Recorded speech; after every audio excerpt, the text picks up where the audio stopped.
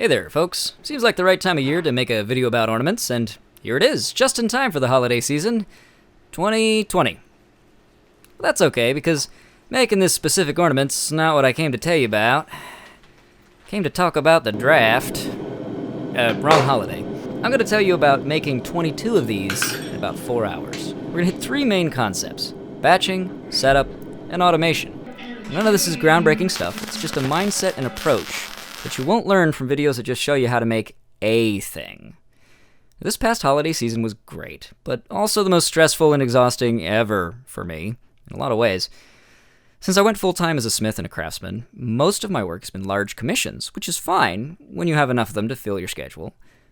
But it's also really easy to miss where time and effort are wasted within a single large project. Now, lacking sufficient commissions, I started vending at small shows this past holiday season because I like to do things like eat and pay rent, farmers markets and such, you know. Over the season, I sold a few things priced over $100, and lots of things between $10 and $50. Not enough, but that's beside the point. Now, knowing small stuff would likely sell more, I had to make stock quickly enough that I could afford selling at a reasonable price while still making them, good. So now that I've hammered this point cold, let's talk about making good things fast. Most of the time, when you're making a lot of one thing, it's more efficient to work in batches. Every time you switch between tools, walk across your shop, pick something up, or put it down and lose it instantly, somehow, you're spending time. Every single action is multiplied by the number of things you're making. And the first way to minimize this is to break your process into steps and do each step for the whole batch before moving to the next step and spending that time of moving around. In my case, the steps were cut, weld, taper, loop, twist, polish. I made 22 ornaments total, 2 different sizes. So I sat down and cut all 88 pieces of steel. And then I welded all 22 ornaments together. Then tapered each one, and then put a loop on each one. I had a couple in the forge heating at the same time, so as soon as I was done with one, the next one was up to temperature and ready to go. You get the idea. The more of a thing you're making, and the more steps there are, the more time you save by batching. Now that you've broken your process into steps, you can optimize for each step. Since you were doing the step for the whole batch, it's now worth it to set up your space to fit that step, to rearrange things. If possible, have everything you need in arm's reach, have a spot for your to-do pieces and your step-done pieces.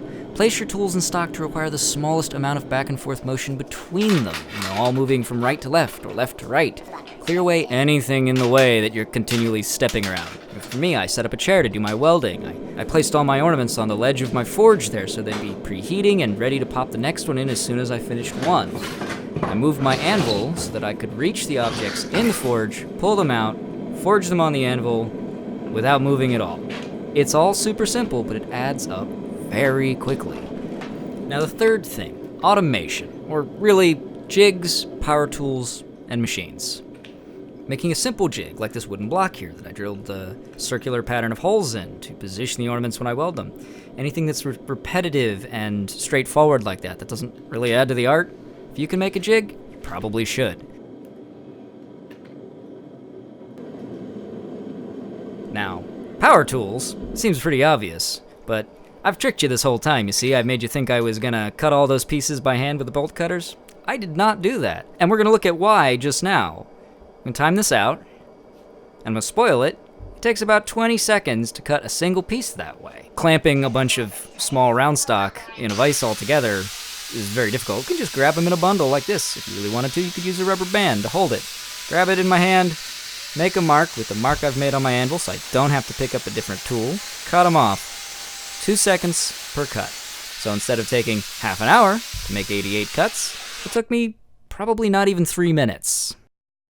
Now, sometimes you can knock out entire steps. Let's listen to past me talk about polishing with a wire wheel. To be able to apply good pressure to this, especially on something this size, you gotta hold it pretty close to where you're pressing. For the middle parts, it's not so bad. The end parts, you shift down like this. But no matter what, at some point, it's gonna catch. And your hands are real close to that wheel. I did about 20 candy canes one day, and I had a lot less skin on the end of my fingers by the end of the day. It also took 2 hours. The thing about polishing is, there's not a whole lot of art that gets added because of the polishing. It gets shiny. I did a test and nobody could tell the difference between the things I'd hand polished with the wire wheel or the things that had gone through the tumbler. So if you can build a machine, buy a machine, borrow something that knocks out an entire step, that will sit there and do that step while you work on other things, or eat, or take a nap, a break, that's a hell of a time saver. Anytime you can automate something without losing some art, it's probably a good idea if you can manage it. Anyway, this is a bit of a different video. I hope you all enjoyed it. Let me know if you want more of this stuff, because I'm real worried this is gonna just be crazy boring and nobody's gonna care. It's been a year and a month now, and the support that I've seen through YouTube and through my Patreon account, people contacting me because of my videos to ask for commissions, has been absolutely wonderful. I can only hope that it will continue to grow and increase, and I can only hope that I'll be able to keep making more videos. Now, the more time I have to spend just trying to make ends meet, the less time I have for videos, which is why they've spaced out a little bit. But I'm confident that in this coming year I'm going to be able to make plenty of stuff, so let me know what you want to see. Thanks for watching, and I'll catch you next time.